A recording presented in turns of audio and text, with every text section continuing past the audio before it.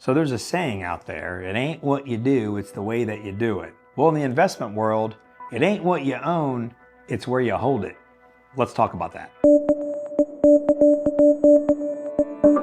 So what we're talking about here is asset placement strategies or theory.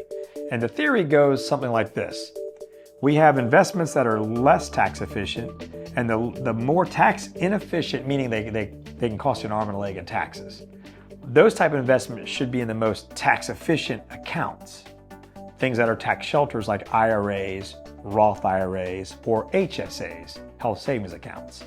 Those types of accounts are tax efficient because they're shelters. Often they can provide tax-free income. In fact, they're not just tax efficient, they're potentially tax-free.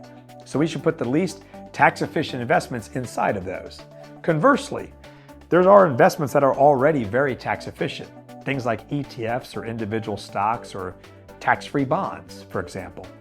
Those are very tax efficient. They don't pour through and spill out capital gains that you have to declare despite not selling them. Tax-free bonds, well, they often are spitting out income that's tax-free.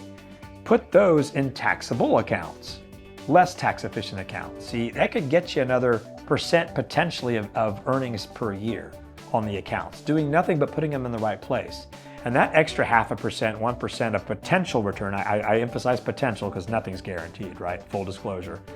But that potential advantage of having your assets efficiently placed can give you that extra return, and you roll that through a lifetime of investing, that could be thousands and tens of thousands of dollars. Asset placement, it's a thing, you should pay attention to it.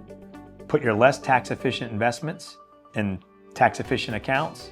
Put your tax efficient investments in less tax efficient accounts. That's the moral of the story. Sometimes these types of topics create more questions than answers, and I understand that. You may be asking yourself, well, how do I know if I have a tax efficient investment? Well, send it my way. Send a question my way. Talk to your financial advisor. But it is important to know what investments you have and where they're at, because that can make a difference in accumulating your wealth. And remember, as always, you can behave your way to wealth. We'll see you next time.